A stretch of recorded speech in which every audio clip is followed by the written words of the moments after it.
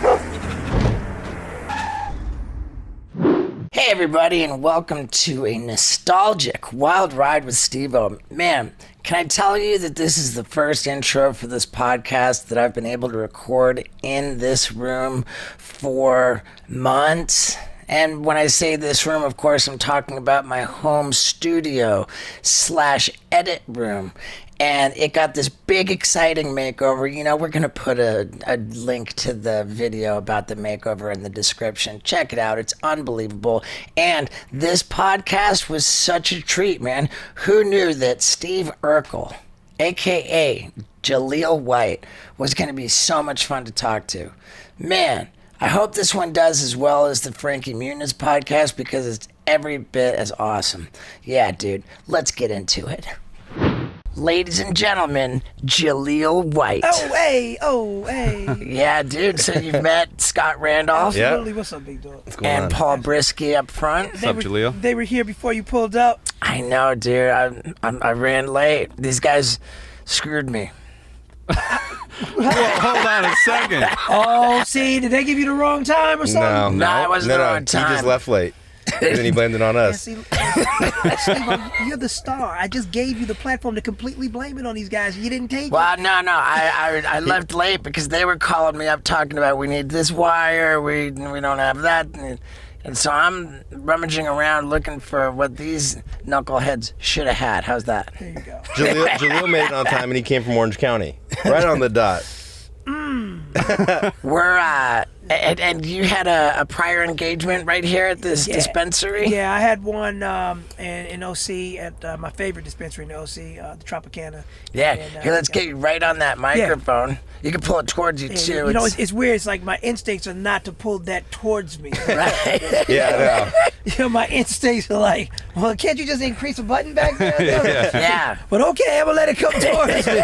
I'm going to let it come towards me. Yeah, the RZA said, he's like, what are you doing holding on to this thing? I'm like, oh, fuck, I never You might want to let that go, dog. You know what I'm saying? So, your favorite dispensary, is it safe to say that it's, people find it counterintuitive to know that you're, like, at dispensaries selling weed and stuff? You know what, man? I'm enjoying the rebranding of what cannabis is, to be quite honest. All right. You know, I didn't grow up as a kid smoking or any of that stuff. Never even got in trouble with the law. But I was in my early 30s, man. I went on a ski trip with some buddies of mine in Aspen, and they had some great shit. And it was just like eye-opening how great it was. And then I started doing my research, and obviously Purple Urkel had been around for many, many years, so people had been sending me that little snapshot. You know, like, hey man, you get paid off this, you get paid off this. Whatever. Right. I was like, nope. And I never even thought to, because it was just on the other side of that fence. Right. But man, our new world is going to look so different. The cannabis industry is no different than the wine industry, man. You know, all the strains are just varietals, and for the people who know what they're shopping for, you want to make sure they get good stuff. Man, that's really interesting to compare the cannabis industry to the wine industry as opposed to the alcohol industry in general. Because Well, there's more connoisseurs in wine, Bingo. like the same type of... right. Yep. For sure. I mean, it makes a lot of sense. And even the landscape of the alcohol industry in general is changing, where it's not just, it's almost very similar, I think, to like television, where it used to be just the networks and then just the networks and cable. But now the media has fragmented so much that there's really just like anybody can get into it. Steve-O is crazy. It was like, you know, if any of us ever really want to really take what's going to happen in the future seriously, just look at our kids. And my daughter doesn't watch anything on network television, right? Unless it's a sporting event, sure, or a live show like you know the Oscars or Golden Globes. She watches YouTube. She watches YouTube, and she watches Netflix, and she watches any of the streamers that we have. And once they start watching something, like they'll have little play dates, dude, to just binge on stuff. Yeah. I matter of fact, there was this program she was watching on Netflix, and I think she set up a sleepover because she wasn't sure I would let her watch it. So they binge. She and this other little girl binge. Wow, how old is she? Like she's 12. She's 12 going on, exactly, you know. 14, 15 in her mind. But it was just like, all they care about, man, is YouTube and the streamers. Right. And TikTok. Did you see the documentary series? I don't think it was a Netflix original, but I watched it on Netflix. It was called Murder Mountain. No, I didn't. Is that where they have all the like up in like Humboldt? It was the story of Humboldt County and its history with the bootleg game for growing marijuana, and you know, It's called Murder Mountain. it's called Murder Mountain. On what platform though? It lives on Netflix. Netflix. It's on Netflix? Okay. It's on Netflix, and it's really pretty crazy the way it tells the story about how, you know, people would go missing and like all this is like kind of like an underbelly of crime that surrounded like the black market marijuana industry. But by the end of the series, it really turns into an indictment of the legalization of marijuana to a degree, because they say that with the legalization, they really make it to get your license and all this and that. Like all the costs are prohibitive for the small grower that they would actually prefer it still be illegal. Oh yeah, actually, there's the system isn't doing the best job blending the black market and the legal market. They're almost going out of their way to harm the people who have been, you know, at the forefront of the community illegally, as opposed to ingratiating them and saying, okay, look, you know, you can come out of the bushes over there. Right. You know, and these are all reasonable steps that you can take to becoming legal. It's not, the game is not like that. For me, it was different because I BS you not, man, it really was about legacy. And it's just kind of like, even as I'm sitting here, I'm gonna be real with you. I don't get starstruck too often. But when you pulled up, when you walking up the streets, I was like, my boy freaked. And you got to meet him afterwards. He freaked. Man, easy, and it was like, I had that moment too where I was like, yo, this Steve-O, man. Oh, well, thanks, man. Like I had that moment, like, you know, it was just like, I'm doing this, man, for legacy. You know, I want everything associated with what I did in the 90s and with TGIF, et cetera, to live on in a positive way. And I didn't create this. This was the streets saying this is how a section of us interpreted you. So when you just lean into that and you embrace that, it's like embracing your own graffiti art.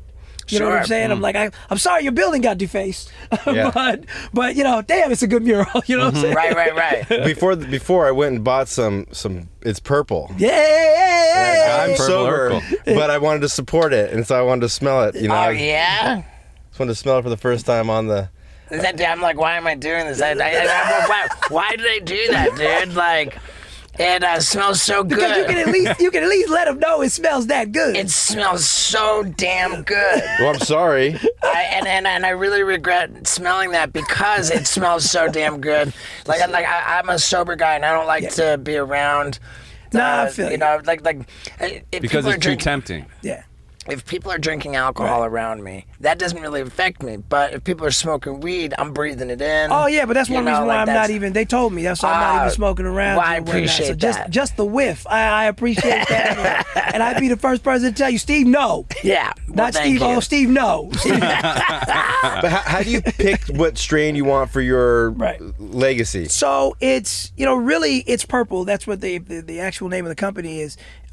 We just want to be the best in purples. So whether it's, Old Family Purples, GDPs, you name it, Purple UIrkel was more or less just of our invitation to do this.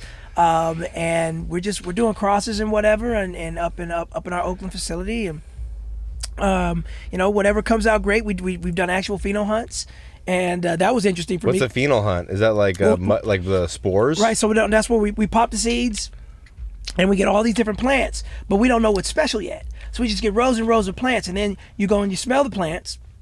And like the first 5 plants I smelled, I turned to Brad and I was just like, I don't think maybe I have the nose talent for this. Maybe somebody else who knows what they're doing. He says, no, keep going. And then finally I smelled something that smells special. And he said, okay, cool. And this guy from behind us with a clipboard is like, write that one down. So what we do is we go through after we pop all these seeds, not all these plants are going to be good. We're looking for something special. So we end up with maybe 5 or 6 plants that are somewhat special. And that's a big volume, but these guys did a good job. And then you create a room off of that plant. Oh. And you're talking about seeds, not just. So wouldn't you do chop off the top of the plant and then just Okay, now clone you. it that way? Well, no, I don't know about chopping off the top of the just actual seeds. Well, we pop these seeds and we fill up a large portion of a room, so that we can find something special. Right. And once you find something special, then you proceed with that particular plant, and that would be your mother plant. And then how long does that take you to from sniff to? Whew, man, that was today. That was like that was a 4 to 6 month process. Really? Yeah, that really was. Because the first 3 months were just about investigation, and then the back 3 months are what the ones that you chose. I feel like I'm throwing Tommy Chong under the bus whenever I ask with Tommy. I'm fussing Tommy. Whenever I ask a marijuana enthusiast. Sure. But we were talking to Tommy Chong on this podcast, and I just said, so like, isn't it crazy how much more powerful marijuana is than when it was like, when you first got in the game back in the 70s? And he says it's not. He says it's So it's the same. He says it's the same plant, nothing changed. They always had that like super. And Be Real had the same reaction. I love Tommy Chong, but the fact is that the green stuff has become way more powerful over the years, and Athletic Greens is no exception. This is how I start every day. You can see, man, I'm starting to run a little low over here. I scoop a scooper of that stuff into a pint of water to start every day to help me be hydrated and to fill in any nutritional gaps in my diet. Because, hey, man, I don't always eat enough greens, Also, this is super good for gut health, for digestion, and if you try to take certain supplements, like first thing when you wake up, taking them on an empty stomach is no bueno. But my Athletic Greens in a pint of water, boom. Not only is it delicious, but it's totally okay on a completely empty stomach. And all of this stuff is sourced from super natural, healthy, real food. And I'm telling you, it's so delicious. I religiously use this every single morning, and then I feel good about maybe eating garbage for the rest of the day. Not that you should eat garbage for the rest of the day, but if you do, man, is it important to have your Athletic Greens AG1 in the morning. Plus, we got a killer deal for you. If you go to athleticgreens.com/Stevo, you're going to get an entire year's supply of immune boosting vitamin D plus 5 travel packs of AG1 with your first order. And it's a killer deal, man. So support the podcast, support your own health, and support this great company by going to athleticgreens.com/Stevo for an immune boosting year supply of vitamin D and 5 free travel packs of AG1. Yeah, dude, I love you, Athletic Greens. Now, let's talk about the other greens. Bless Tommy Chong's heart, he's the best guy, but I think Be Real put it pretty well. Yeah, I'm gonna rock with Be Real on that one. Maybe his tolerance is just so high that nothing can penetrate. I mean, it's right.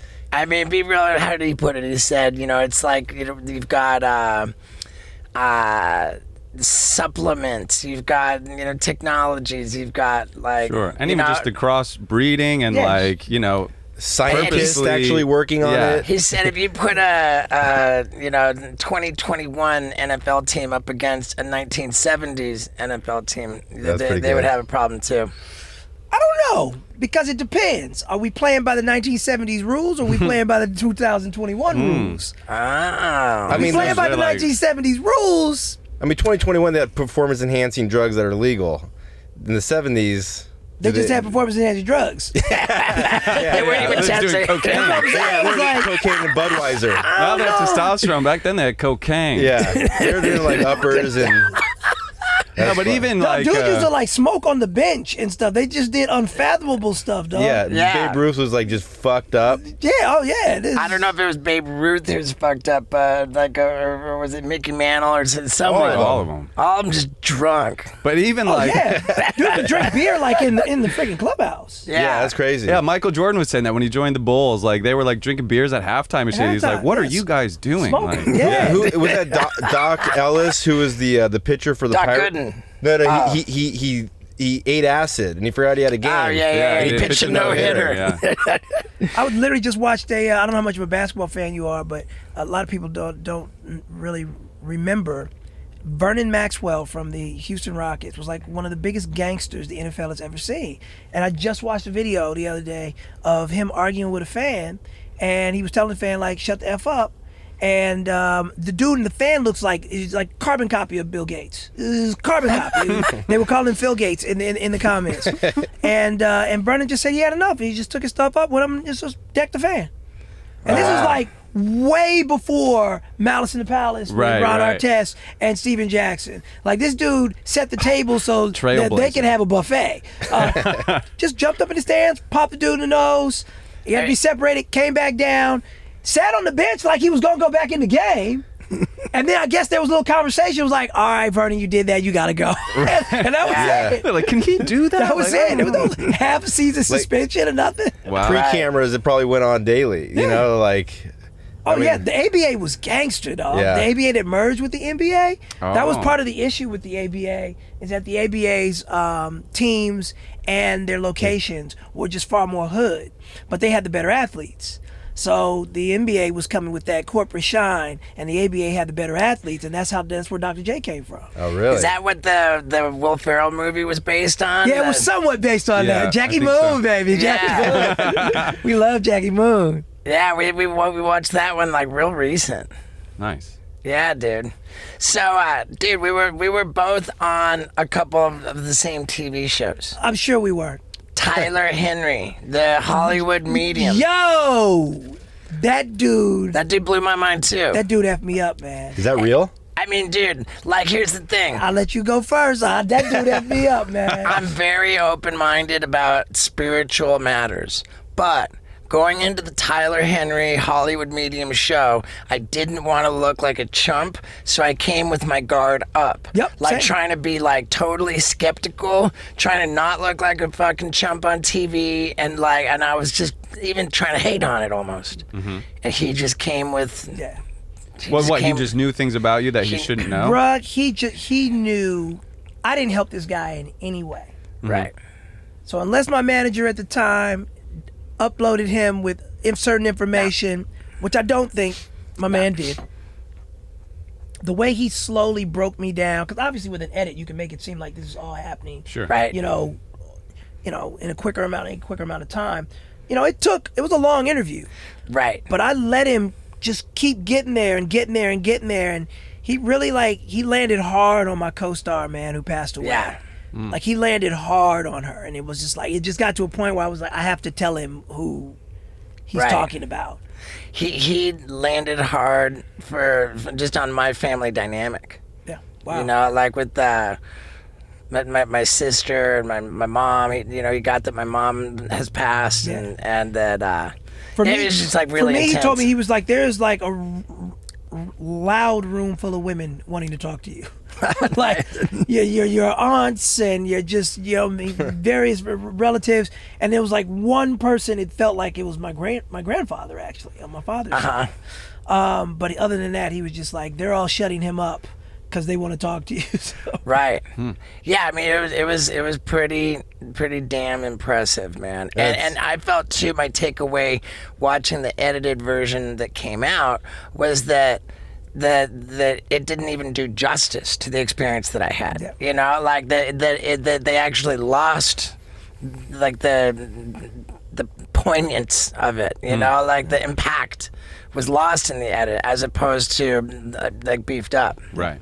Yeah. So yeah, dude, that was a big one. So that one, and then what else were you guys on? We were together? both on Dancing with the Stars. Oh, that show crazy as hell too. How far did you get? I got 7 weeks in. Wow, dude, I got 6 weeks in. Yeah, I got 7 weeks in. They like. Were you any good at dancing? They like us guys in glasses. I was actually pretty good. You know, I didn't feel like I was terrible with it, but my body was aching. Like, I had to take an Epsom salt bath every Sunday right before the show. Why? Because you're training so hard? I was training so hard. How long did you train? I lost 16 pounds doing that show. Really? And yeah. Wow. We trained. You film those. They make you film those crazy packages more than you actually dance. And so I would get frustrated with that because I was like, when they're signing you up, you just think, okay, you're just rehearsing all day. And I just know myself as a performer that if I rehearse all day, I'm not gonna suck. I'm the other way around, man. Like I just felt helplessly Caucasian, man. You know, like I don't have rhythm. I don't know how to dance, and I wasn't like lazy about training, but it was painfully obvious to me that I could train for 20 hours every day for fucking 6 months, and I would still suck. Yeah.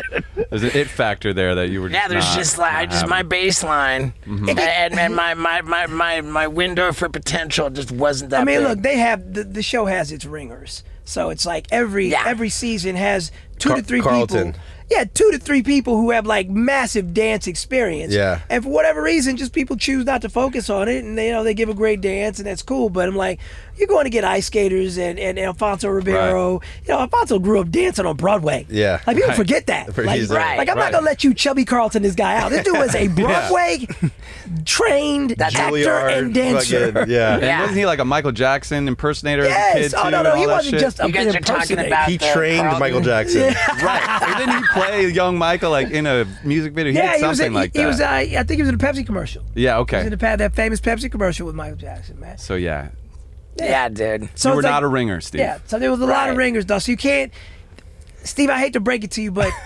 they asked you on the show so you could lose, Right. No, of course, man. and they did the same thing to me. Right. There's no doubt in my mind that that's the case. And for me, at that time, I had just like come off a pretty like serious downward spiral. I was living in a halfway house. Shit. You know, about like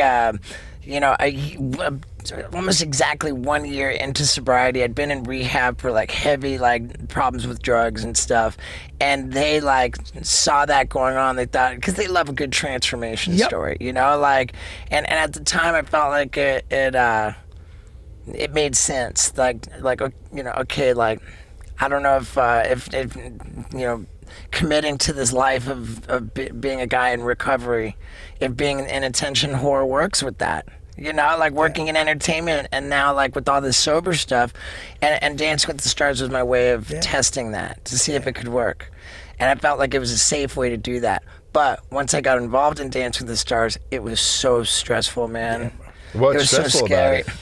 Like, I sucked at Dog, it. first of all, you are dancing in front of freaking 20 million people 20 every million? freaking Monday. So you feel shot out of a freaking cannon with adrenaline right before that shit happens, and bro. it's live. And it's live TV. Yeah, and it's live. So the other, like one of the things with me, I haven't talked about this with too many people, but it was like, look, I know who I am. I know what my legacy is. I'm really kind of an athlete at heart. So I always land on my feet for the most part. But I knew that having played the character that I played for so long, I just didn't want to fall. Like, that was my big fear. I was just like, if I fall or I look like a klutz in any way, it could have been an honest athlete moment where you just fell or whatever. But for me, that was going to be, did I do that? Yeah. You know, it was just like, and it was just like having that pressure dancing every week. That was tough. And it probably, I had my most fun week 1. But then week 5, I got my joy back again because I went to train with Kim in New York, and so we were away from everybody. So we kind of just landed off the plane with our dance, and I hadn't been in the you know, the media crap all week because they follow you around differently. Yeah. Like, you know, the tabloid guys, they don't chase me. They looking for Kardashians and shit. You know, but that week or when I was on the show, you know, tabloid dudes are following you around all over town. So Yeah. I did stand up in front of 1,500 people last week. My heart rate went to 170. Dancing in front of 20 million people, I'd just be like, You'd pass out. and just die. It's gnarly. Yeah, it's gnarly. I remember I was laying in my little halfway house bed the night before the premiere, and I was like, I can't take it. I can't take it. I gotta back out. Like, I was having like a panic attack. And it occurred to me then and ever since that I can't believe that in all of the seasons of Dancing with the Stars that nobody didn't back out. Just, it was too much pressure. And then on the premiere. Oh no, there's people that have backed out.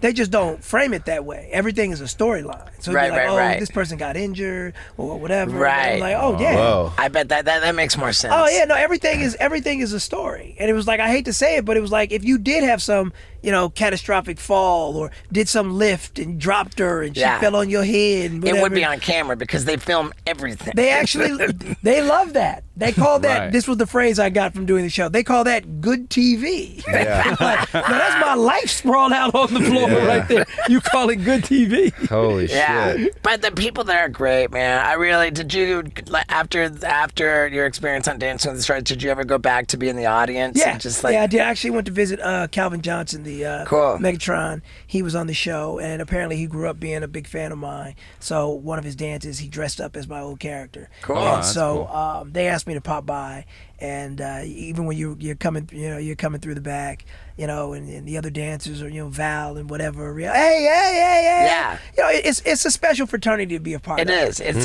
I'm it's a just, cool. I'm just not gonna sugarcoat. The show is difficult Yeah. because they tell you you're gonna get to rehearse this much, and you don't get to rehearse that much. But it is a lot. It's just not enough in 5 days to pick up an entire style and choreography, and that's what they want. They want you to feel the stress of it. Fuck that. Yeah, wow. Yeah, I mean, it's definitely a pressure cooker. Yeah, You have such a good relationship with like Steve UIrkel, the character. Yeah. Was there ever like resentment towards this character that like people see you so much as Urkel? Were you ever like, fuck Steve UIrkel, or have you always been like cool with it? It's tough because I've always gotten mad positivity from people about it, so I really kind of only react to the streets. At the executive level, I think there were definitely some certain issues, but I think it really wasn't about Urkel. So I always like to kind of clarify that with people. I think that was just about TGIF. So What's CGIF? well, TGIF was the name of the entire lineup, and There's like, how many shows were on that? yeah, it was us. It was Step by Step. You It were was Full first. House. It was Full House. Exactly. Gotcha. And so I just feel like that was the beginning, really, of like being branded as an actor, and where brands were just kind of jumping out like crazy. Like George Clooney used to play basketball with me all the time, and George is a great guy because they filmed ER right next door to us.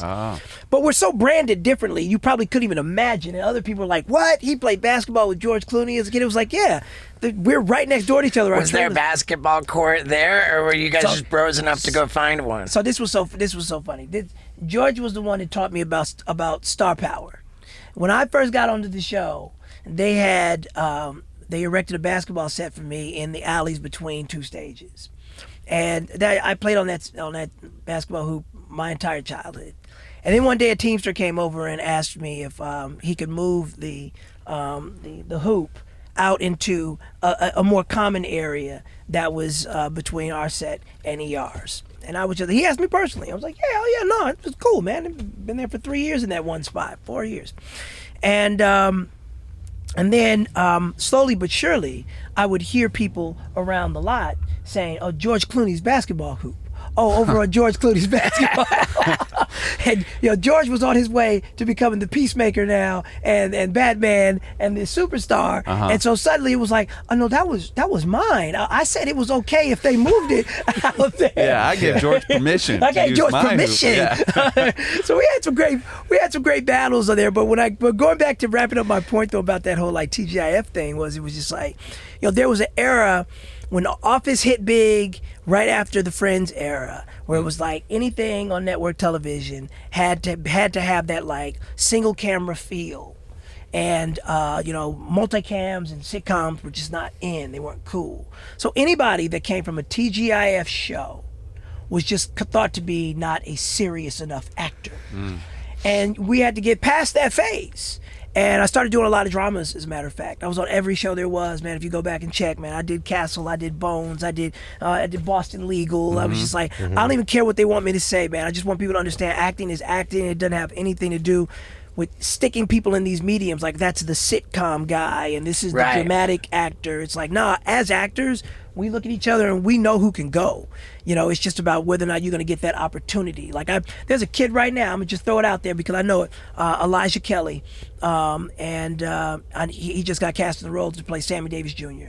And I remember, I just told a friend, I was like, if Elijah got cast to play Sammy Davis Jr., he's going to take off. He's going to take off like a rocket. I remember I was in Atlanta when a friend of mine told me Jamie Foxx was going to play Ray Charles. And I'm like, I know Jamie's skill set.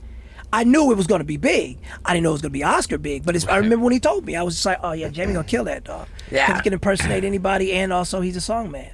So And then the kid who played Freddie Mercury. Yep. Oh, crushed that role. Gosh, crushed it. And he's the same guy from the one TV show with Christian Slater. Mr. Robot. Yeah. Rami Malek. Yep. Rami Malek. Then, and what was your take on the kid who did Elton John? Just didn't look like Elton John, man. You know what? The Rocket Man movie. I didn't see that one, though. I didn't see that one. I think that kid's a great actor. I saw the Freddie Mercury story because the music is just so Yeah. stupid. I had to check Queen. that out. Stupid is a good thing. That's stupid stuff. Right. Yeah. What? Sorry. Nah, there you go. I was curious because we had Jodie Sweetin on. Yeah. You know, TGIF family. Yep. Were you guys competitive per show? Like, oh, I have more ratings, or you have more ratings, or were you guys all tight and cool because it's a weird TGIF? Yeah. Weird. Nah, niche. we were all tight and cool as kids. Matter of fact, my counterpart really was Candace Cameron. You know, Candace and I grew up like that. And so Jodie would always be on the set when I saw her. So obviously it was a big difference when I would see her at the clubs later on when we were For sure. we were kids. You know, Yeah, we talked about that. She had grown. Yeah. Dude, her episode of our podcast, Jodie Sweetin, crushed it. They're like out of nowhere. Jodie was in them streets, dog. Jodie was in them streets. Couldn't even believe how. But I love how honest she is about it now, and I love the cast. The cast really came together, man, and really saved her up. You know, and lifted her up. You know, with Fuller House. That was a lot of that was about Jodie, as a matter of fact. Helping Jodie out. Who had the most views on TGIF? Was that you guys? So that's gonna boil down to time slot. That's gonna bingo. Yo, my man is people. That's gonna come down to time slot. When we first started, Full House was our lead-in, and then they got moved to Tuesday.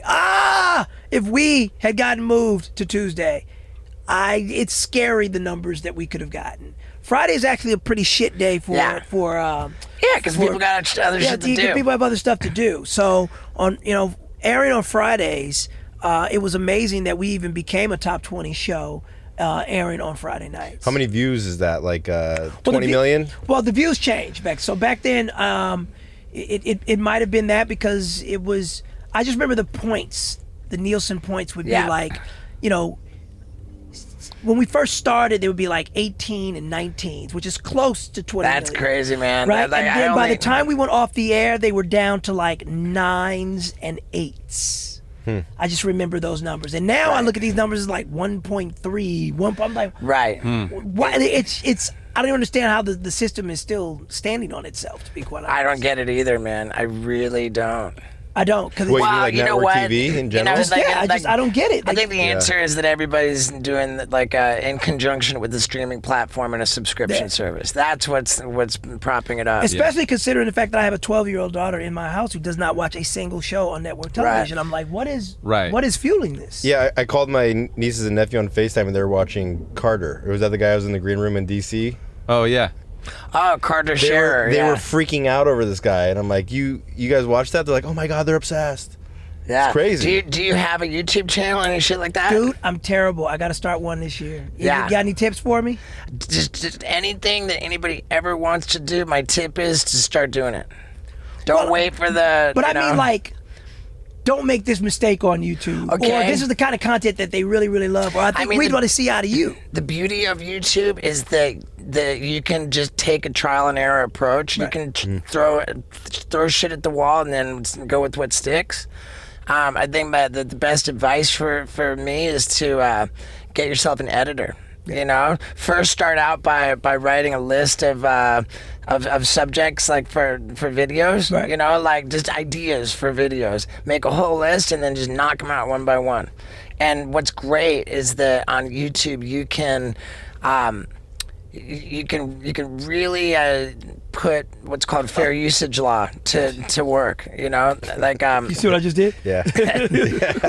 if you want to tell the story of your career, you can go ahead and include footage from Family Matters. Okay. And as long as you're telling a story, you're not just like, putting it like if you're using it to illustrate a story and make points, then you have the right to use that footage. So, see, that was helpful. Yeah. Fair usage You laws. could even And, like reacting to like fan I matters. put jackass stuff, everything. You know, if I want to tell a story, like I can put up a video. You know, my 10 best jackass bits, and because I'm telling you about them, like new information, like I'm allowed to do it. Nice. You could talk about being the voice of Sonic the Hedgehog. Yes, yes. My side hustle that has followed me for like freaking 20 years. That's so crazy. Yeah. You do any other voiceover work or? I did. I've done a lot of voiceover work. Even with Total Blackout was the show that I used to host. I actually got that gig from Dance with the Stars. We used to put people in pitch black darkness for time challenges, and it was on Sci-Fi Network. Dog, it was one of the coolest jobs I've ever had. But they used to have me talking to the people in the darkness. And at the same time, and then they discovered we were married to that audio. Yeah. So instead, they had another guy who actually created the game talk to the contestants, and then afterwards, after they put the edit together, I would go into the booth and I would just say whatever came to my mind, and I would whatever he had said to our game creator, I would put in an ad lib. And so it made it seem like I was there. But I loved that process. So that was another form of just kind of like voiceover work. VO is kind of the best work, right? Oh, VO work is great, It man. pays the best. I don't know about that. That's No? changed. That's changed? That's changed. But I will say, you know, when you consider earned income, Yeah. how much time somebody's taking Yeah. from you, what you have to go do, the compensation and the gratification. Because the other thing too is you get do-overs. You're in a freaking booth. You can do it as Right. many times as you Yeah. want. Sure. And you do it until you get it right. With my A-type personality, I'll do it 20 times, 30 times. I don't care. I just want to hear the best one. Right. And then that's the one we're going to use. That's Yeah. cool. That would be Steve. Steve, like, we'll record like a narration to something, and it's like each sentence, it's like 100 times. So I'm it's a like, there it psycho. is. There it is. Yeah, you just, you're perfectionist. Yeah. Even in what looked like madness to other people, dude. I'm sure you were For a perfectionist, dog. 100%. Dog, I got a question to ask you. This is a great. Sure. What is your pain tolerance, dog? Oh, it's not anything special, I don't think. I mean, Are you saying that with a straight face to me? well, yeah, because that's the thing. You are Steve, or you telling me your pain tolerance ain't nothing special? But when I'm in pain, you see the reaction. If I didn't feel the pain, there wouldn't be a reaction, and it wouldn't be the entertainment. You know, It would be good TV. right? but you- if I, There you if I go, it's wasn't good TV, scared, yeah. if I wasn't feeling the pain, No, then true. there wouldn't be a reaction. And I think that it's not my pain tolerance which sets me aside. It's just how much of an attention whore I really am that I'm willing to put myself into that situation. That's wild. But I Yeah. wouldn't say it's an intention because when you got those third-degree burns, you were still working. And that was the worst pain you've ever been in your life. Yeah, I would have been day one. Day 0, hour 1. I would have been in the hospital. We went to do a show. He did 2 or 3 shows stand up. He's typing on the computer, just like just typing. This is before going to get emergency skin graft surgery. And the doctor's like, "How long have you been like this for?" And he's like, 5 days. And they're like, "You have to have emergency surgery now." How are you sleeping at night? How are you even sleeping? It was tough, man. That was a tough one. Yes. That was Yeah. real tough. So you Were you you do have sleeping for some 6 tolerance. hours, 8 hours, were you 4 hours? I don't know best about sleep it. of his life. I don't know about any of that. I mean, and yeah, I definitely have gone through pain. Like as a sober guy, I've never filled a prescription for painkillers. So like with Tylenol and Advil, I've gotten through all kinds of post-surgery shit. Yeah, no, dog. You got a different tolerance, bro. I think there is a tolerance there. Perhaps. Probably It's- not as big as most people would think. Not because as like it people as does Like if I hurt. twist your nipple right now, Oh, would I you hate really that. even Oh. feel Oh, it? dude, I hate Urkel that. purple did that nipple. line at the meet and greet, and I've never seen you get more pissed in your entire life, dude. Yeah, like, dude. Some dude some titty dude twisted just him. titty twisted in line, and like, I couldn't believe it. And his reaction, dude, it was. Why would somebody do that to you in line? I Dog, mean, it's people just are so wild weird. though, because when they're coming to see you, what I've discovered is a lot of people. It's still about them. I remember I was at a Comic-Con and we were kind of setting up things with the organizers, and all of a sudden the rope stanchions just crashed, and this dude falls over them, and he's tangled up in them, and they're spilling. It's just a horrible, And to describe it, because we all did this. Did you ever hop over the ropes when in the bank when you were a kid? Yeah. With your and your mom would warn you too, because it's the loudest, nastiest noise, and it's just like, who is this jackass, right? Yeah, it doing echoes. this, right? This guy is a grown man, is caught up in the ropes like this, and he's on the ground, and we all stop and look at him, and the dude is just like, did I do that? Yeah. But what do you mean the ropes? This asshole did this on purpose. This was Just a to say moment that. that he just Right. freaking It's staged. just a story for Yeah. him to tell. Because there was like, he's going to be standing there, and then, okay, the ropes will be right there. I'll crash into them. Everybody will look at me, and it was like we gave him that moment. And then security, like, yeah, okay, all right, just pick him up, get him out of here. But it was like, it wasn't about meeting me. It was about that moment that he had dreamt of. So even that dude, it was just like, So he touching can you. say your line. Yeah, exactly. That dude was like, it was his moment. He's like, I'm going to meet Steve. I'm going to twist his titty. Yeah. I mean, how sick of hearing that were you, like, in the 90s and 2000s? I mean, Are you cool with it now? I'm cool with it, dog, because I mean, you know what it was really for me? I'm a father, dog. And it's like once you have kids, it's just a real big eye opener. This shit ain't about you. So just like I'm sitting here, I'm able to identify even this circumstance where I'm like, I'm constantly looking for the fan where I'm like, you're meeting me, but this ain't about me. This is the chance for you now to tell me how my character helped you when you were getting bullied in school, et cetera, et cetera. And like, that's a real near and dear story. I'm not mocking it for that person. But when they start to tell me that story, it's like, dude, I'm just meeting you. Like, I can't identify with any bullying you went through. Right. But having that moment to share that with me, that's the moment for them, another part of their healing or another part of that. You see what I'm saying? Where I'm like, I'm actually face to face with the guy that I did draw inspiration from. So, you kind of got to be extra graceful. Sure.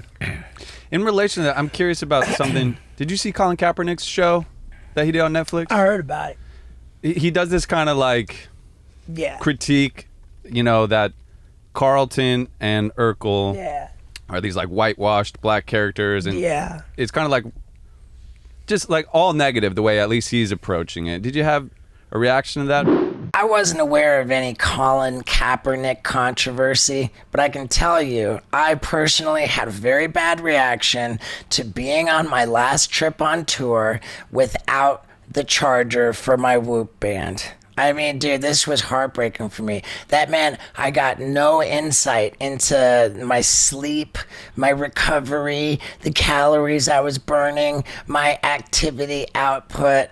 I mean, dude, I really came to learn just how much I love my Whoop band when I had to live without it on that trip.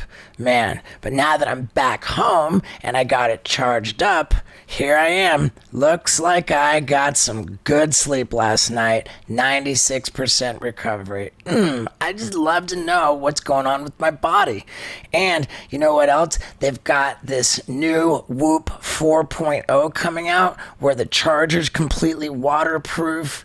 I mean, dude, I can't even wait to get that. And you can sign up for it right now. Plus, if you're already a Whoop member and you've got 6 months left on your membership or more, then boom, you can activate it. You can get that Whoop Band 4.0 for free. And if you're new to the program, then good news, you can get 15% off your membership by going to whoop.com and using the promo code STEVO. I mean, that's 15% off at checkout, and I'm telling you, once you have it, you never want to live without it because it is the most sophisticated, epic fitness tracking device and app out there. Nothing can touch Whoop. Anybody who's serious about their health and their fitness is going to be wearing one because I said so. So head on over to whoop.com, use the promo code STEVO at checkout for 15% off, and boom, let's talk about this controversy.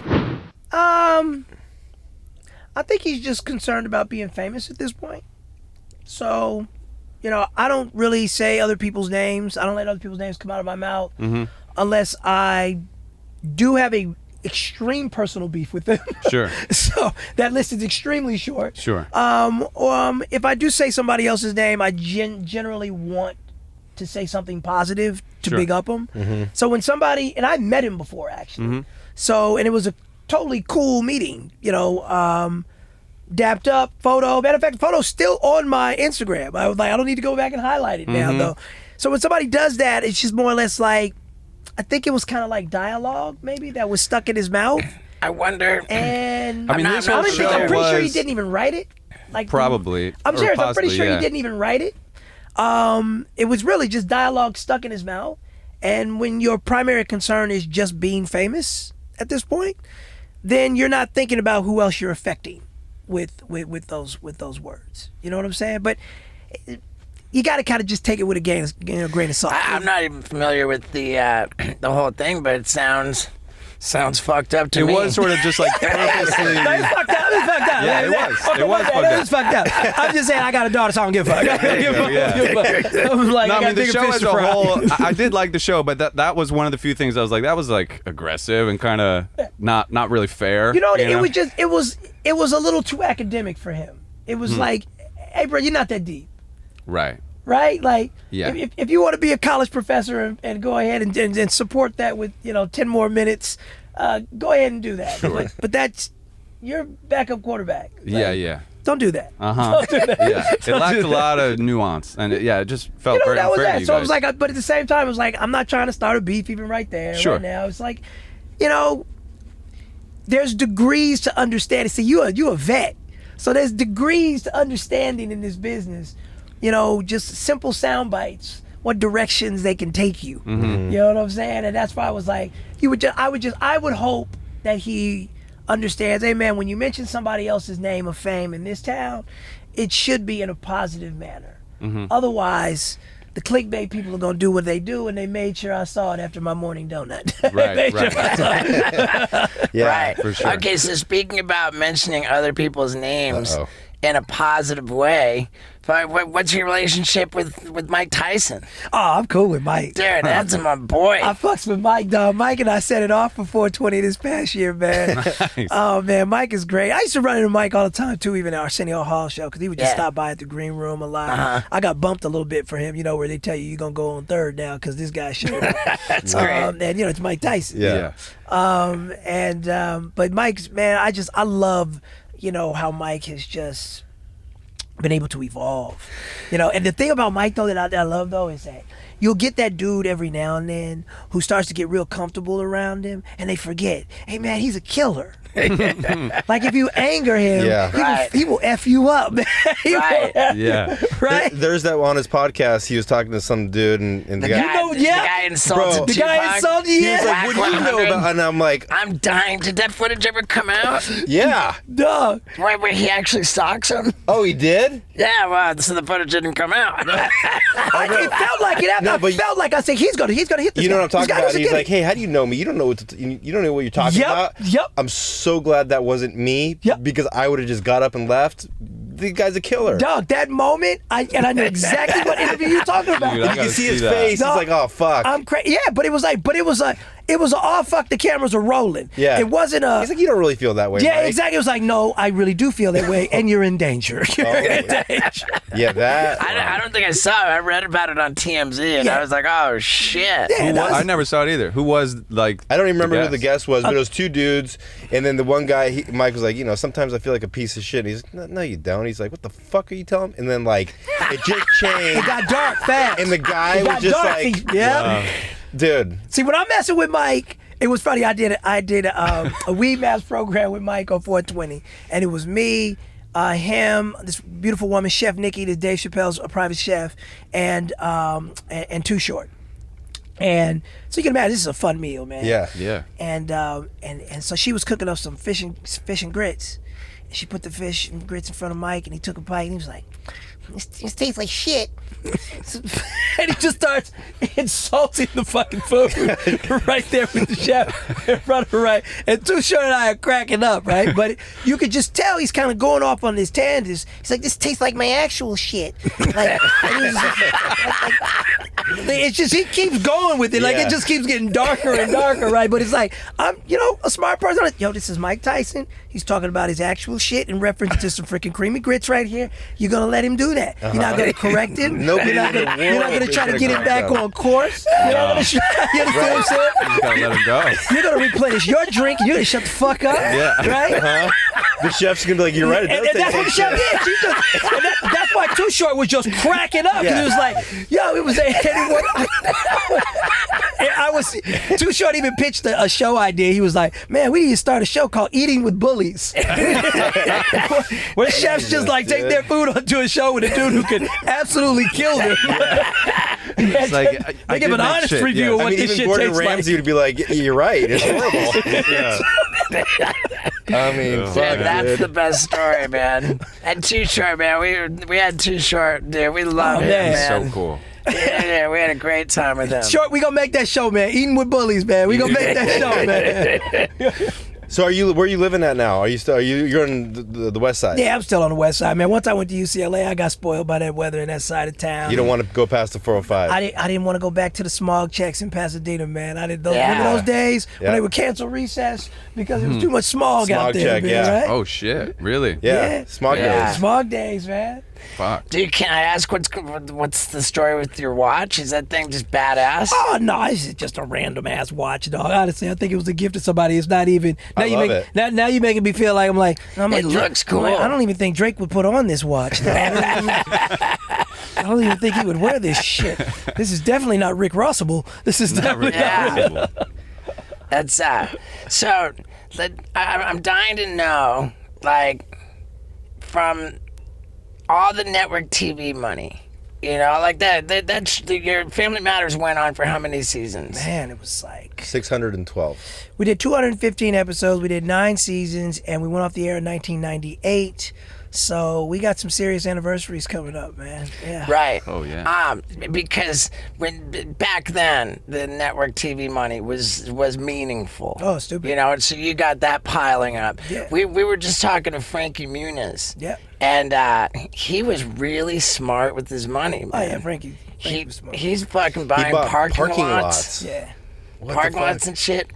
So I mean, it's a shithead question, and don't and feel free to tell me so. Yeah. But did you stack that money up My dad properly, was- and did you take care of it? My dad was really into stocks, so I was really lucky in that way, and we were also able to do some really cool things in real estate in the San Diego area and the Vegas area. I also owned a few homes in the Palisades for a while, so I was able to always keep flipping things like that through my parents, believe it or not. But more importantly, I'm a part owner in the show. So that was the rarity for Family Matters with me, is that they did make me a part owner in the show. Were you the only part owner, or were a lot more people a part owner? No. Whoa. He just looked at me like, it was Yeah. like, you know, so it's like sometimes, you know, you got a raw deal in certain areas, and I do look back on it and I know that if diversity issues back then had been different, yes, it could have been an even sweeter deal. But I will always be grateful for the partial ownership that I do have in the show, And because it has definitely So helped me. it's gone on and like what, syndication, like And we never could have. And the thing was, we never could have known that it would pay out the way it did, because if you think about it, there were a million popular shows back then, though, dog. I mean, everything from Drew Carey to you Baywatch. name it. Exactly. You don't know 10, 20, 30 years from now what's going to emerge as the Brady Bunch type show that just goes on forever. So Scooby-Doo, just generational, whatever. And that's like, I'm more like Scooby-Doo than I am. You know, it's crazy that, you know, the Cosby Show will never air again, probably. Right. And Family Matters is still running. You couldn't have told me Right. that was what you know, that's the way it was going to be. So I always like, you know, for people to like, oh, this person's really smart with their money and this, that, and I was like, look, man, God has us all on individual journeys, and, you know, you just got to get lucky sometimes. Yeah, I too. dig that. You know what I'm saying? And you got to know, you know, I've had times where I've had it good. I've had times where really good. I've had times where it was like, okay, I'm just kind of making a doctor's living this year. But yeah, that part ownership has been a real saving grace. And did you own the character too, like lunch boxes and shit? Because Urkel was on everything. Yeah, so it's like, it's really weird when it comes to the ownership of the character, because it's like no talent deal was ever extracted from the original property. And then I unfortunately, a lot of my my e-commerce is bootleg. And so, you know, Warner Brothers never defended that. So that was really one of the things also that really inspired me to build It's Purple, because I just wanted some images out there that were owned by me and protected by me. Yeah, I mean, it's clear that you're being careful about copyright by just calling it It's Purple. Yeah. Well, no, actually, It's Purple. Everything I do is about a story. So It's Purple really is about wanting to be the best in the purple spectrum.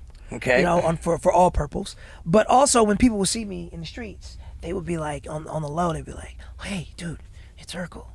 And they do that crap like as if I can't see them. They're very transparent to me. And so I always just wanted something cool to say back one day. And so it's like, no, it's purple. And it's like that's so that was like the hook, the story of something that I've lived my entire life, of people recognizing me not so discreetly but thinking so. Sure. But Purple Urkel the strain is just public domain. Anybody's they make it like a cab, or like I said, the wine industry. You can make whatever cab you want, but you still got to brand it.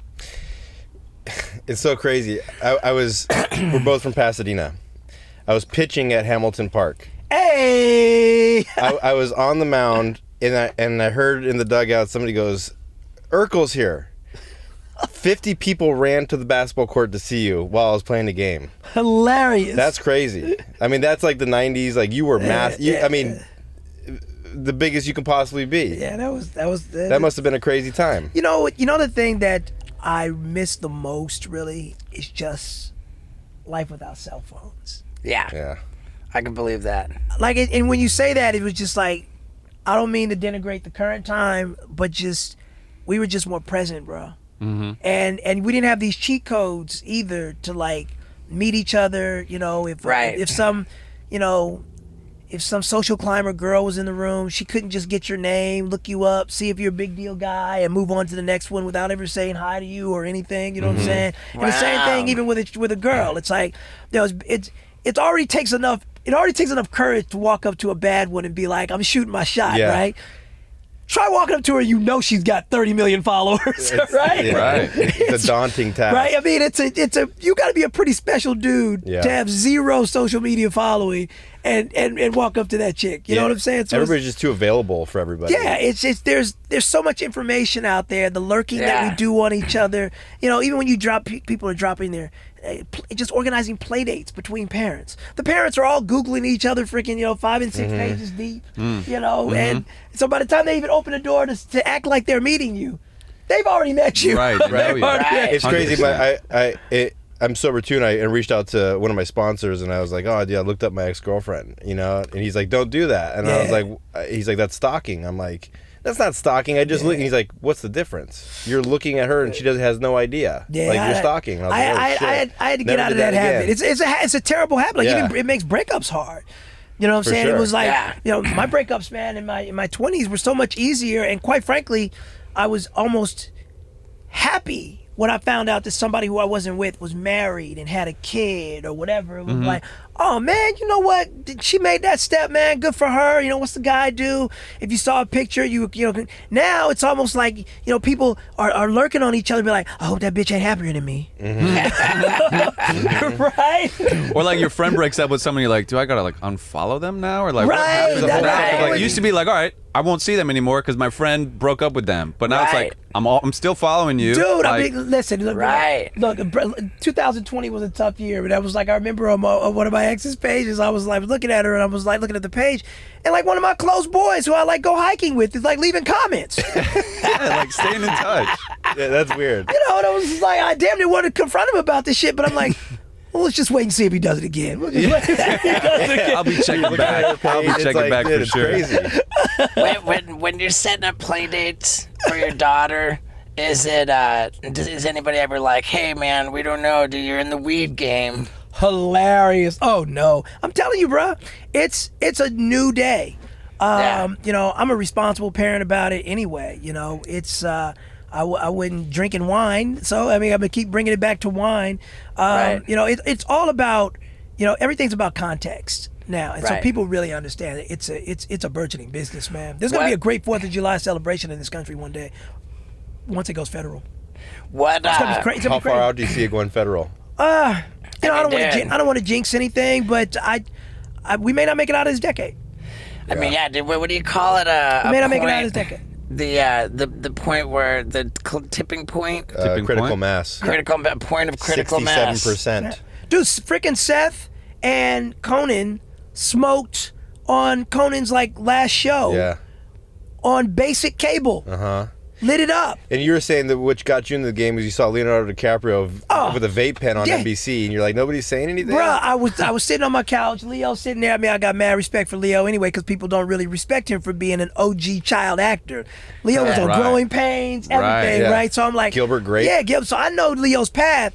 Leo's just a guy that got branded beautiful, and he's a good-looking dude, but he was always a hardcore character actor. Like, this dude gets into character. Yeah. And but he and his crew, they get after it.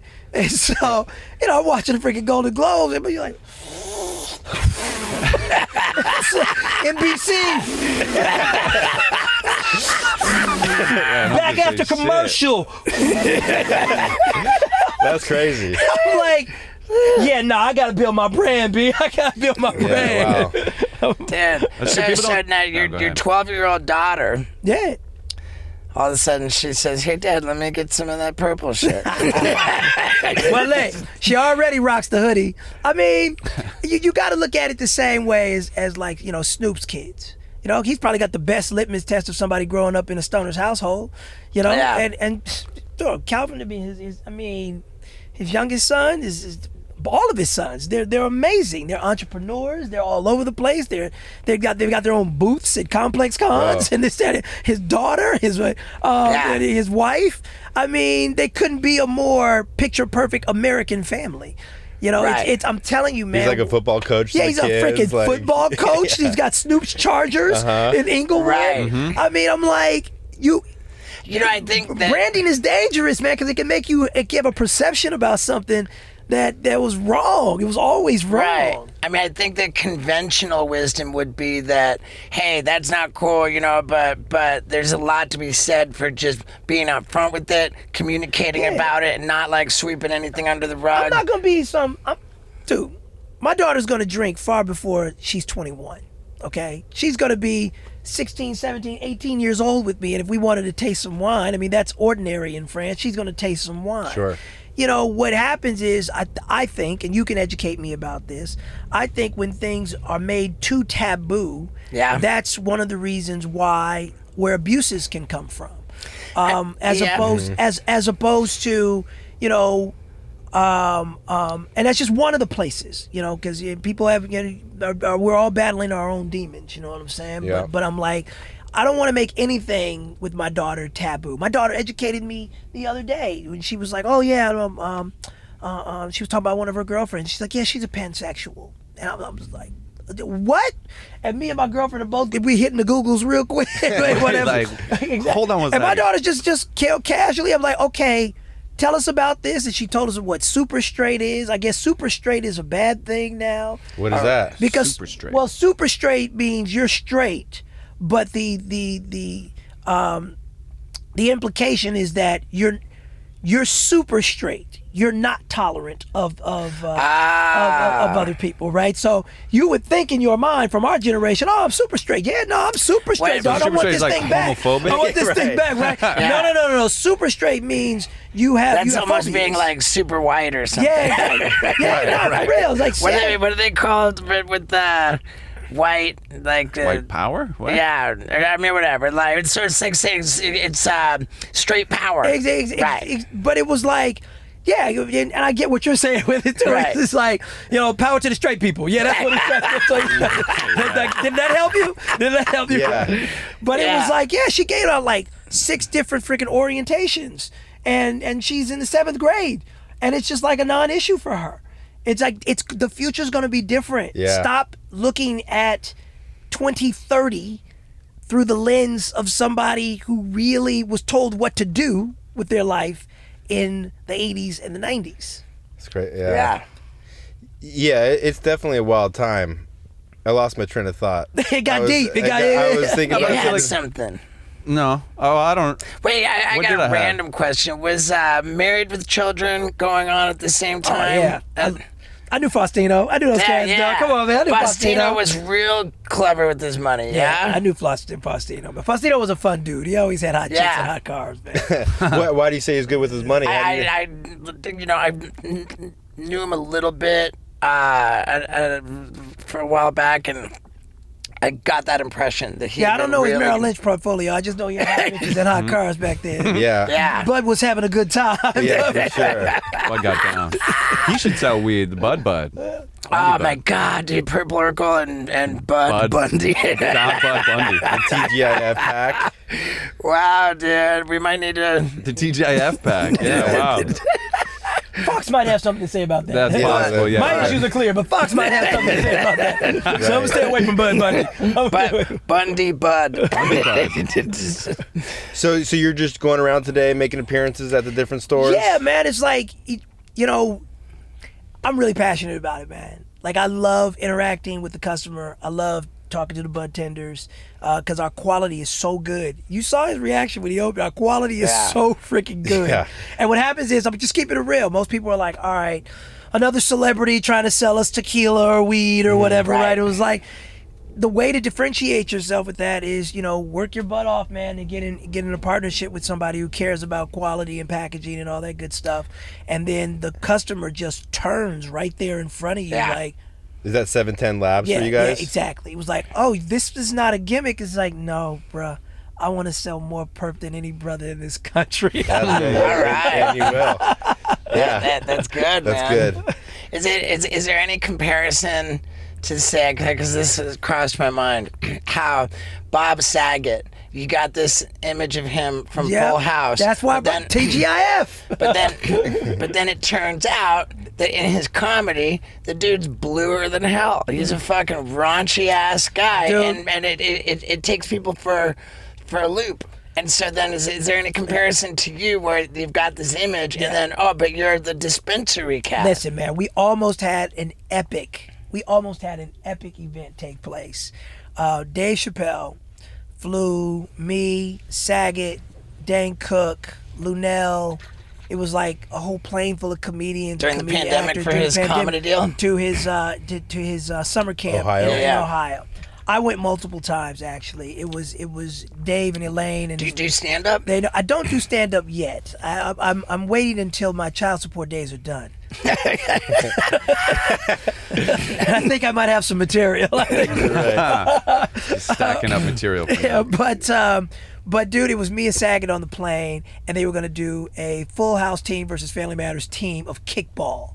Okay. And the bubble broke that weekend. Like, somebody got COVID. Oh, got it. And we all had to just, and this is like, it was going down. So, like, if you had COVID, it wasn't just the cooties. Right. It was, it was like an AIDS announcement, which is like Scarlet Sure. right, letter. exactly. It was a total scarlet letter. Yeah. Nobody wanted to be around you. Death sentence. Nobody. Yeah, it was freaking crazy. You could tell me right now, like, oh, I just had it 2 days ago, and I'd be like, really? Was your arm sore? No, wait a minute. I'm sorry. Did you get the chills? Yeah. Right. Mm-hmm. But yeah, that was gonna be an epic event. Saget is dirty. We on the plane, man. It's just, I don't take it there necessarily. I think Sure, of course I not. almost kind of wish for his sake that he had been able to, kind of like transition from a little bit dirty before you just go full dirty on him, because it's jarring. Yeah. And it's like I would sit in the audience, and he doesn't hold back. Like, Right. Bob's Bob, and I love him for it, but it's like I love comedy on a deep level. I love comedy like, we would appreciate this bud. You know what I'm saying? Where I'm like, I know the good of it and I know the bad of it. Yeah.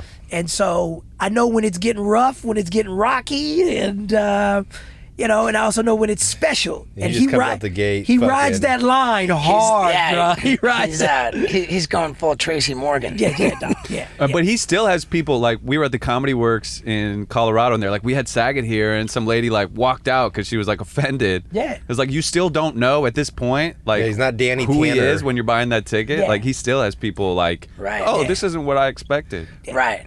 Yeah, and I wasn't suggesting that I was just saying just with the weed the weed tie-in. That it's like, oh, it's just, I'm telling you, man, it's a new It's day a and different age, day. man. I'm It's trying a to new catch. day. Listen, I'm trying to learn about these NFTs, man. What's going on? Yeah. Are you gonna make us an NFT, man? What are we? Yeah, Has Steve-O an NFT? I sold one of them. You've already sold one. I sold Yeah. one. So again, I'm too far behind in life. But you could do one that says, "Did I do that?" and then like sell that as an. That would go bonkers. I wonder if there's You any think? copyright 'cause Chanel- connotations to that. Oh, maybe because Chanel West Coast wanted to NFT her laugh, and like people were asking her to do that. I don't think So you can copyright somebody's laugh. I mean, copyright's going to be a question. You got to be able to own whatever it is you're selling, Right. from my understanding. Yep. But, when NFTs came out on the scene, you're hearing about, Logan Paul made $5 million in one day, selling NFTs. And I'm like, all these numbers flying around. I thought, I have to do this. And I sold one for like $3,000, which is nothing to sneeze at. $3,000's great, but compared to the numbers that I'd been seeing floating around, I was a little less excited with the experience than with the idea. Gotcha. Yeah. I want to start buying weed shops in the metaverse. Do you know anything about that? I mean, people are buying like fucking blocks in New York on the metaverse, and they're like, it's equivalent to people buying Saks Fifth Avenue, like the Fifth Street in New York in the 1900s. Like, because I have a real. I don't even know. I have a real ignorant question, and I have been busy, so give me a pass. All right. I'm with my dad. I got a lot of household responsibilities. What the fuck's the metaverse? Whatever. No, I know what the metaverse is, but how the fuck do you get into it? Like, where's the door? Like, where's the door? It's the Oculus. He's always sending me shit about it. Because I cannot even understand cryptocurrency, so I damn well don't even have a fucking handle on the metaverse. the only it's thing like I a can say website, is right? it's that movie Player One Ready. Ready Player Player One. One. Whatever the You fuck. say it wrong every I time. think that's what it is. Okay, but I'm like, is there? I get that, but But I think it's like going on Instagram. I don't either. But it's like when I go to Fifth Avenue on Google Earth, Right. they're not selling me that. I'm looking at it on Right. Google Earth. Yeah, that's different. Why is it when I put on my Oculus, Fifth Avenue now has a price tag? Because you're gonna look down and you can see you can wear Nikes and it's not just your feet. It's like you got the dope. I just spit that out. I have no idea. But if you take your but if you like take your headset off and now it's time to get down with the chick, and you can't. Now you're not wearing Nikes, you're wearing Mikes. Right. Yeah, no. It's Are you still cool to her that you No. had Nikes in the metaverse? Yeah, no. If you meet a girl in the metaverse, and she also never wants all- to meet you in real life. And also, like, are you interacting with the person side by side in Yeah. the metaverse, or are you interacting with somebody else in the metaverse, then taking your headphone off and having an independent experience with this person? That's what. I don't think they're actually next. I mean, if you run into someone in the metaverse, they're You not won't- physically in the room with you. No, it's like you're gonna go to the Eiffel Tower and you can look up and see the place and see the people that are visiting right there and whatever, and then you take your thing off and you're in your bedroom. But is it just Earth? Like the metaverse is Earth? Like there's the Eiffel Tower, there's New Yeah, so York. what are you There's just not living? like I was there's not thinking, like why the fuck would I spend a whole day with a fucking headset on, going to LAX in my headset, getting on a flight, enduring a 5-hour ride? Or does it take that Because- long in the metaverse to get to? No, it's instant. So you can at least teleport there. It's the So you same can thing. teleport. Okay, we learned something today. There's teleportation in the Well, metaverse. it's the same thing as doing this on your screen all day. You know, you're like, but now you. All right. Well, I we're think getting the that light. We got to wrap up. Yeah, we're Julia's getting got the things to do. light, and this is longer than we basically ever go. You're So Steve-O, so I didn't give a fuck. I Dude. was rocking. Yeah, This is I awesome. love it, man. I've enjoyed the shit out of this, man. I really have enjoyed the shit out of this. You know what, man? I think at the end of the day, with this whole celebrity thing, is we're going into this new age where, like, I don't even know how to define a celebrity necessarily Right. anymore. You trigger a lot of nostalgia for a lot of people, and I think I do the same thing. Yeah. So when my girl hit me up, she was like, "Yo, Steve-O wants you on his Love podcast." It was like an instant yes. Yeah, and I love it. I just kind of hope that I'm able to kind of like be that myself a little bit too, where I hope that Sure. when people say, "Hey, Jaleel White wants you on his podcast," love instead of that that, it's shit. like it's an instant yes. Dude, I I'm love like, it. just know that we're instant yeses, man. I think, bro. And I love that. I love that. I appreciate it so much. And we're clearly promoting It's Purple. So where do we send people to get it? So just go to itspurple.com or at Purple Urkel on Instagram, and then just click the link in the bio. And all our stores are always listed right there. In LA, I know Tropicana is in OC, and the Artist Tree is one of my favorite stores out here in West Hollywood on Santa Monica Boulevard. There's some really Apple level type stores out there right now. Crazy. Wow. Super techy, really plaid. That's what it's like. I'm like, I refuse to let anybody call this the weed business. If you haven't been into one of these stores, man, and you see, it's a trip, and you see what it is. Wait until the lounges come out. Man. We got lounges coming in freaking in West Hollywood. West Hollywood's about to take over what Amsterdam used to be and take it to a whole nother level. Fuck. Wow. Oh, yeah. I'll buy that in the metaverse. In my defense, I had called it. You a fool, dog. You a fool. You want to smoke one with me in the metaverse? Yeah. I'll fuck in the metaverse. You gonna let me say in real life. You gonna Download weed. I'll get high as fuck in the metaverse. Dude, that's epic. I was going to say I called it the weed game. We'll let it slide this time. And and so other than that, you got Instagram? Yeah. At Jaleel White. I'm in Adam Sandler's movie Hustle coming out next summer. Oh, sweet. There's still a lot of film works that are in the pipeline. Those happen so slow. And the metaverse speed says you got to be talking about what you're doing right now. Yeah. Right. That it was like, it takes I get a it. year and 2 years to freaking edit this stuff, and then you get to talk about it. Yeah. Before you go, who was a better basketball player, you or Clooney? Oh, I used to get his ass, dog. Come on, I used to get his ass. But I will say this. But I will say this, though. I'm always respectful of Mr. Lake Como. His horse game was out of this world. You could not beat George at horse, though. Okay, He's cool. got the shot. He's got the shot. Yeah, George was doing it. You remember those McDonald's commercials where it was like, off the backboard, Yep, off the sign, off the car. For sure. That's how George plays. Okay, cool. And he's good at it. Good. Right on. All right. Well, Fucking dude, I'm stoked on that. Anything else we can plug for you? We don't need to plug crap, man. We having a good time, man. Dude, it's Merry been a- Christmas, Hell yeah, Jaleel. happy holidays. Merry Christmas, You too, happy man. holiday. Go listen to some Black Christmas music, and don't feel bad about calling it Christmas, man. You know what I'm saying? Right on. Dude, I love it, man. I love Thank it. you. All right. Yeah. What can we say about Jaleel White, man? Just a good dude. Man, I'd like to think that I'm going to hang out with him in the future. Really enjoyed that. And as always, man, you guys who stick around to the very end of the podcast, you're what it's all about. I bow to you with my gratitude, my glorious street team. And there's really nothing else to say except thank you. Fuck yeah. And thanks, Jaleel White. Woo, that was killer.